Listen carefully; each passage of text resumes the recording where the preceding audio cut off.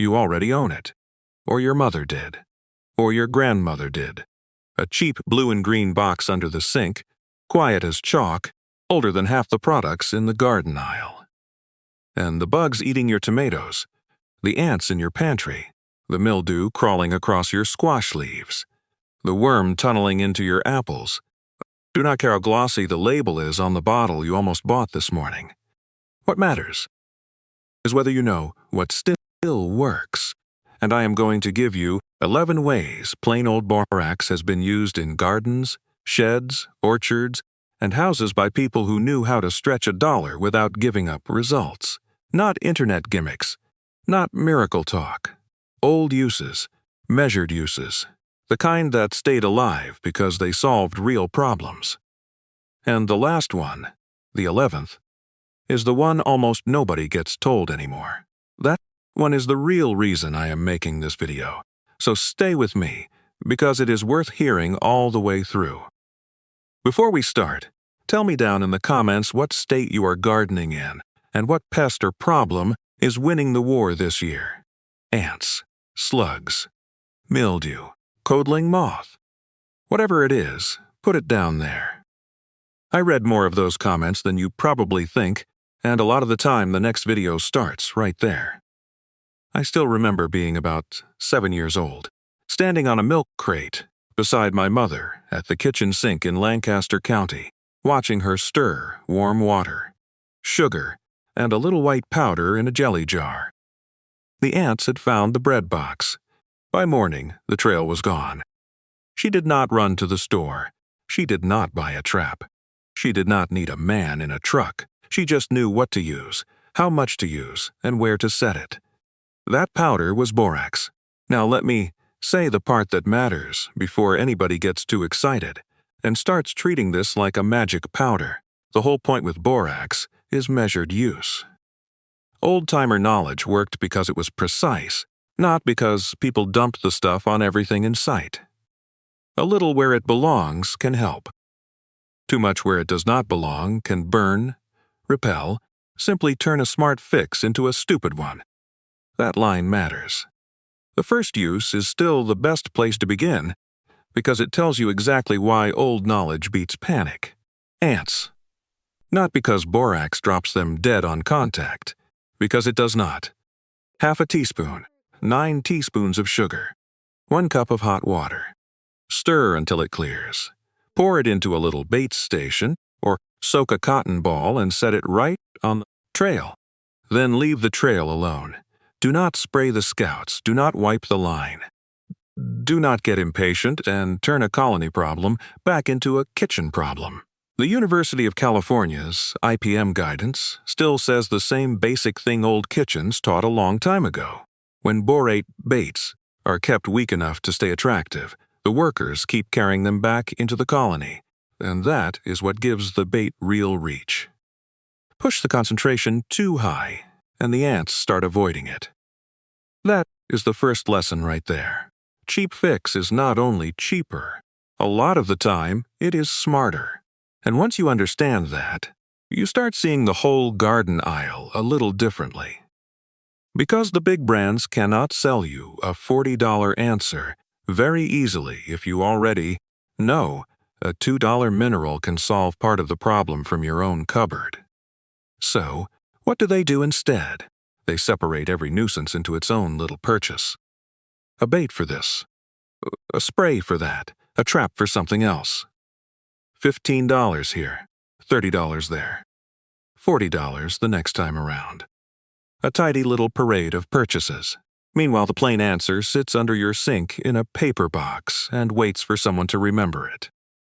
That kind of forgetting is not always innocent. Some knowledge disappears because it fails. Other knowledge disappears because it is too plain, too cheap, and too hard to package. Walk outside after one damp night, and you can tell exactly where the slugs have been. Hosta leaves chewed thin. Lettuce ragged at the edges. Strawberries spoiled before you ever got to enjoy them. Soft-bodied pests live by moisture. A thin, dry ring around the base of a plant, not on the stem, not on the leaves, and refreshed after rain. can make that crossing a lot harder for them. It is not dramatic. It is not flashy. Some of the best garden knowledge never was. And once you start paying attention, you notice borax was never just a pantry trick. It kept turning up around old houses because people understood materials better than we do now. Fleas brought in on the dog, roaches in warm, hidden spaces behind the stove, mold on the cellar wall, mildew where the sun never quite reaches, weeds in the cracks by the milk house or the back step. Not because borax was magic, because people knew what it did. It dries, it disrupts, it changes conditions. It can make a place less hospitable to soft-bodied pests and less welcoming to certain infestations. In tiny amounts, it can even correct a missing micronutrient in the soil. Same powder. Completely different outcome. Depends on whether the person using it has any discipline. That, I think, is what has really gone missing. People know product names now. They know the shape of the bottle. They know what aisle to walk down, but they do not always know the material itself. What it is, how it works, when it helps, when it crosses the line. Older households had a different kind of literacy. They did not think in brands first. They thought in materials. Take fleas. Anyone who has had a dog bring them in from the yard knows how quickly that becomes a whole house problem. The adults you see are only part of it. The eggs and larvae down in the carpet pile are the real nuisance. Fine borax worked into the fibers to sit, then vacuumed out was one of those plain old solutions people used, because it got down where the problem actually lived. Same with roaches. And here again, the science has not gone off in a completely different direction. Texas A&M's extension guidance on boric acid dust makes the same practical point old households knew from experience. Light applications matter. Roaches avoid heavy piles of dust, but a very light deposit can cling to the body and get swallowed later during grooming. So the trick is not more powder. It is less, placed better. That is a very old kind of intelligence. Not a thick white panic line behind the stove. Just enough. That phrase could explain half of what made these old methods work. Just enough. Now, where borax gets more interesting, at least to me, is where it stops being only about pests and starts becoming a piece of missing garden literacy. Because some of you are not fighting ants at all. Some of you are standing in the garden, looking at plants that ought to be healthier than they are. Squash, leaves going gray-white with mildew. Cucumbers fading halfway through the season. Cauliflower with ugly brown centers. Beets turning corky. Apples pitting. Tomatoes blooming but dropping flowers instead of setting fruit. A garden that looks close to right, but never quite gets there. And that is where the old measured uses matter again. For powdery mildew, the rhythm is simple. 1 teaspoon of borax, 1 tablespoon of cooking oil, 1 gallon of water. Shake it hard. Spray the tops and bottoms of the leaves before the sun gets on them, 3 times. 4 days apart. Slow enough to be careful. Direct enough to actually do something.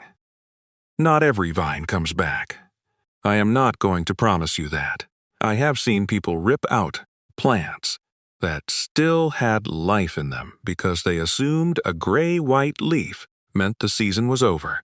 Sometimes it is over. Sometimes you were one Saturday morning away from buying yourself another few weeks. And then there is the part hardly anybody gets told anymore unless they stumble into an old bulletin, an older farmer, or both. Borax in very small amounts is not only a pest story, it is also a boron story. Boron is a micronutrient, tiny need, real need, and when that need is not being met, fruiting plants can act strange in ways people misread all the time. Oregon State's fertilizer guidance is very plain about that.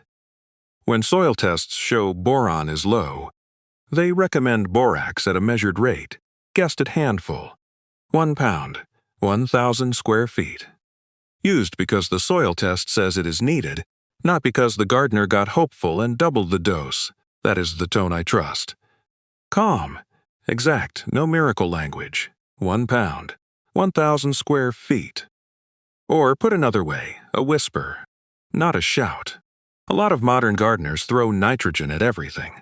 Or they buy another bloom booster because the package promises more fruit.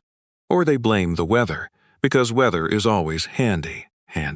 And sometimes it is the weather. Sometimes it is the variety. But sometimes the ground is simply short on one trace element, and nobody taught them how to think that way. That is why I keep coming back to this idea that the loss was cultural before it was practical. We did not just lose a trick. We lost the habit of knowing what materials do. And borax has one of the strangest, most American histories you could ask for. People hear 20 Mule Team and think it was just old branding on a box. The history under it is real. Death Valley's Harmony Borax Works sent borax out across the Mojave by 20 mule teams over a haul of roughly 165 miles to the rail connection at Mojave. That was not a slogan first. It was a transportation problem first. National Park Service still tells that story at Harmony Borax Works. And Francis Marion Smith, who later acquired the works and built the Pacific Coast Borax Empire, helped turn that brutal desert logistics story into one of the most recognizable industrial images in the country. So when you pick up that quiet little box now, you are not holding some trendy hack from the internet. You are holding a mineral with a long, hard, practical history behind it. Mined, hauled, sold, and then slowly pushed to the edges of household knowledge as chemical retail culture learned how to make more money by multiplying the number of products and reducing the number of things people actually understood. And that brings me to the 11th use. The one I told you to stay for. This is the one almost nobody gets told anymore. Not in a garden center. Not in a catalog. Not even, usually, in casual gardening talk. I only heard it because my wife's father, a beekeeper and orchard man up near Sugar Creek, Ohio, sat me down one September afternoon and told it to me the way a man tells you something he does not toss around lightly. Codling moth, the worm in the apple, the brown tunnel to the core. The thing that takes a fruit that looked beautiful from the outside and turns it into a disappointment the second the knife goes through. If you have ever grown apples at home, you know how discouraging that is. And the industry has an answer for that too, of course. $15 pheromone traps, $30 sprays, sticky bands. Repeat applications, 7 times a season if you really want to stay on schedule. More buying, more maintenance, more little rituals of dependency. There is an older orchard way. Late winter. Before bud break. South or north, the timing shifts a little, but the principle stays the same. While the tree is still quiet, you make a thick paste of borax and warm water. Thick as cream. You take a paintbrush and lay a broad band around the trunk, from about a foot off the ground to somewhere around 3 feet high. That is it, because the larvae overwinter in bark crevices. When they wake and begin moving, they have to cross that trunk, and that pale band turns the trunk into a line they do not survive crossing. One tree, one brush, pennies, is the kind of thing that makes a person stop and think about what else used to be common knowledge and is not anymore. I would not hang that claim on the wrong bulletin number, and I would not pretend every old story deserves blind trust. Orchard and entomology literature from the older USDA era wrote much more plainly about codling moth, appleworm, and home fruit control than most modern retail gardening culture does now. The older world assumed you were trying to understand the pest. The newer world often assumes you are shopping for a system. That is a very different mindset, and really is the larger point of this whole video. You did not lose all of this because it stopped working. Some of it faded because families changed. Some of it faded because fewer people kept notes, or passed things down at the sink, or in the shed, or by the orchard row. And some of it faded because no company on earth makes much money teaching people how to solve a recurring garden problem with one measured spoonful from a $2 box they already own. Not every old remedy deserves revival. I believe that. But some of them do, and the ones that do usually have the same look about them. Plain, specific, measured, quietly effective. So remember the rule: measured use, small doses, targeted application. Respect the line, and after that, remember one more thing. Before you hand over $40 for the next bottle, with the glossy promise on it, take one look under your sink. The answer may already be waiting there. And now I want to hear from you. What state are you gardening in? And what pest or problem is giving you the most trouble this year? Put it in the comments. I read them, and sometimes the next video starts with exactly what you tell me there.